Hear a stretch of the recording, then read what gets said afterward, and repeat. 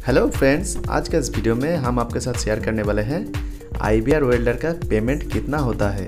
तो चलिए video start करता है। वीडियो शुरू करने से पहले आपका दोस्त का भी नाम जान लीजिए। मेरा नाम है केमारजीत और आप देख रहे हैं बिग बॉस यूट्यूब चैनल।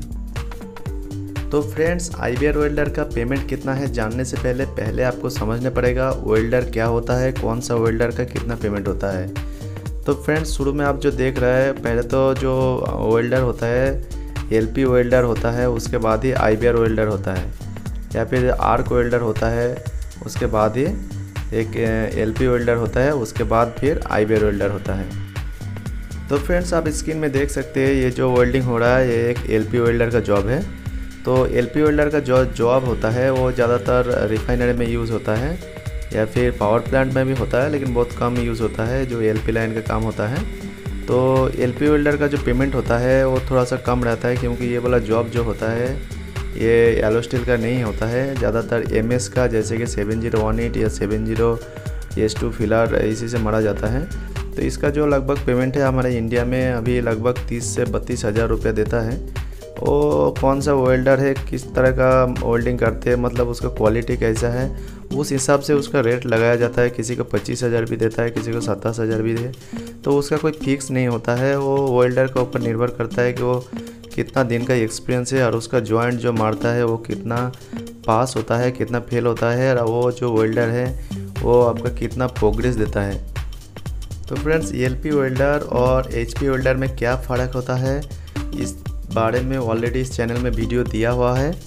मैं इसका लिंक डिस्क्रिप्शन में भी दे देंगे और एंड स्क्रीन में भी लगा देंगे, आप चाहे तो वहाँ से जा कर के देख सकते हैं। तो फ्रेंड्स, ये था LP वेल्डर का बात। तो LP वेल्डर का पेमेंट तो आप जान ही चुके हैं। तो चलिए आप जानते हैं IBR वेल्डर क्या होता है और IBR वेल्डर का पेमेंट कितना होता है।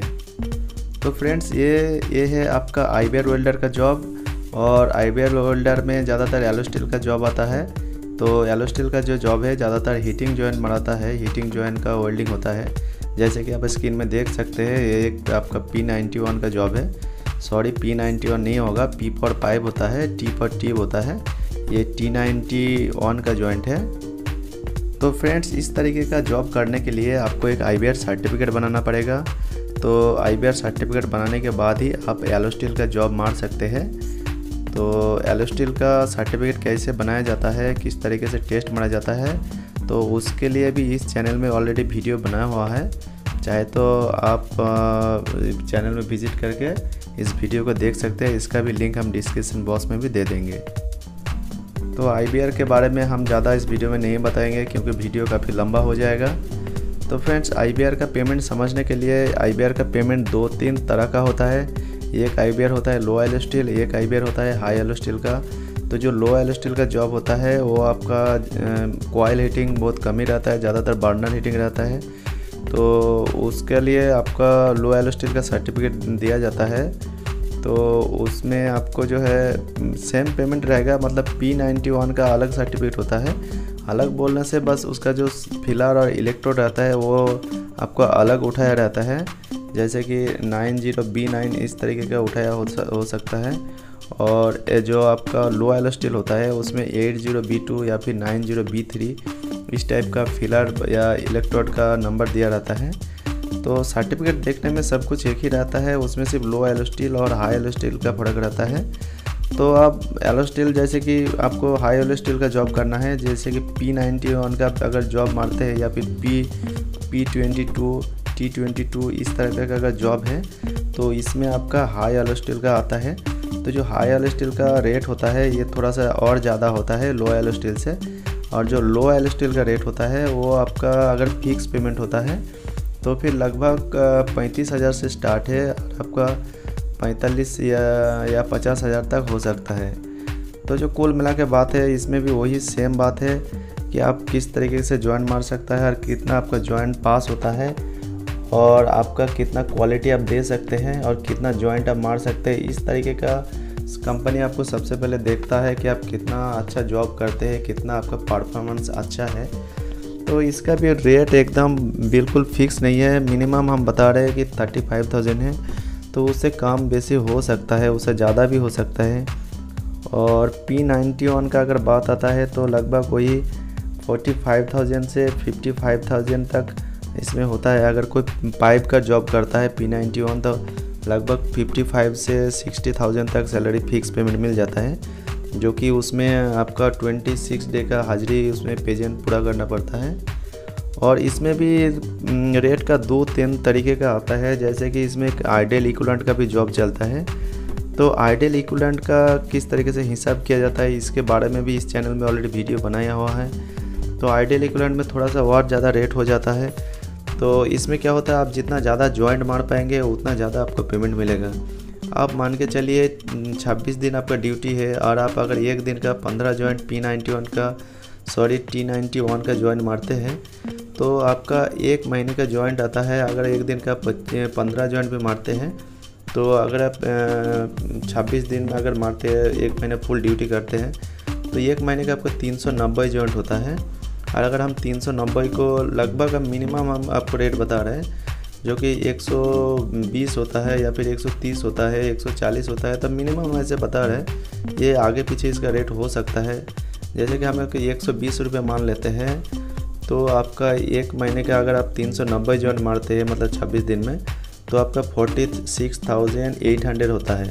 अब उसमें आपका 16 या 17,000 आइडियल हो सकता है। तो इसमें भी कम बेसी होता है। कई जगह में 13,000 भी रहता है, कई जगह में 15,000 भी रहता है। उसका कोई फिक्स नहीं होता है, वो कंपनी के ऊपर निर्भर करता है। तो मान लेते हैं हम कि हमारा आइडियल है 17,000 रुपया और हम जो 1 महीने का जॉइंट मारे हैं 390 जॉइंट और हमारा रेट है 120 रुपये। तो हमारा अगर हम 390 जॉइंट मारते हैं तो हमारा 1 महीने का उसका सिर्फ बन जाएगा जो हम जॉइंट मारे हैं, तो 390 इंटू 120, तो उसका अगर हम इंटू करेंगे तो हमारा बनेगा 46,800। अब फिर उसमें हम जो आइडियल जो होता है हमारा जो बेसिक होता है वो आपका जॉइंट से हिसाब नहीं होता है, वो अलग ही पेमेंट देता है सिर्फ उसमें। तो आइडियल और आइडियल जोड़ के आपका जो आइडियल हुआ है 16,000 और उधर आपका हुआ है आप जितना जॉइंट मारे हैं 46,000, तो टोटल आपका पेमेंट हो गया 64,000 मतलब 64,000। तो ऐसे हम एग्जाम्पल के लिए बता रहा हूँ, इसमें आपका कम बेसी हो सकता है। अगर आप लो आइल स्टील का सर्टिफिकेट बनाता है तो उसमें रेट थोड़ा सा कम रहता है। तो उसमें जो जॉइंट का रेट मोटा मोटी अभी चल रहा है 65 रुपीज़ एक जॉइंट का, एक इक्विवेलेंट का, या फिर 70 रुपये कहीं के देता है, कहीं में 80 रुपये भी देता है। तो वो कोई कंफर्म नहीं है। तो ये हो गया एक तरह का रेट। तो और एक जो रेट होता है वो होता है आपका अगर 8 घंटे ड्यूटी करते हैं तो मोटा मोटी हम मिनिमम बता रहे हैं आपको, कोई जगह में 800 या 1000 रुपये दे देता है, कोई 1100 या 1200 दे देता है। तो मान के चलिए आपको अगर 8 घंटा कोई आप ड्यूटी करते हैं तो आपको 1000 रुपया दिया है, फिर उस हिसाब से 8 घंटे का आपका सिंगल ओवर टाइम दिया जाता है। अगर आप और 12 घंटा मतलब ड्यूटी करते हैं तो डेली आपको 4 घंटा ओटी दिया जाएगा। तो वो भी अगर 1 घंटा ओटी लेते हैं आप, 1 घंटा 2 घंटा डेली ऐसे करते तो डेली अगर 4 घंटा ओटी आपको मिल जाएगा, तो फिर मान के चलो उसमें से भी 500-600 बन जाएगा, तो फिर आपका 1000 रुपये इधर का बन गया। तो कुल मिला के उसमें भी आपका 40 से 45,000 रुपये बन जाएगा। तो इसका रेट जो है फिक्स नहीं है, कौन सा जगह में कितना रेट मिलेगा ये हम भी नहीं बता सकते, आप भी नहीं बता सकते, ये सिर्फ कंपनी बता सकता है। ठीक है, तो इसमें जो है हम कुछ नहीं आपको ज़्यादा बोल सकते हैं। तो फ्रेंड्स ये था आज का छोटा सा इन्फॉर्मेशन। वीडियो अगर दिल से पसंद आए तो लाइक करिए, शेयर करिए दोस्तों के साथ। अगर आप हमारे चैनल में नए हैं तो चैनल को सब्सक्राइब करके बेल आइकन बजा दीजिए। तब तक के लिए टेक केयर, गुड बाय। फिर मिलते हैं नेक्स्ट वीडियो में।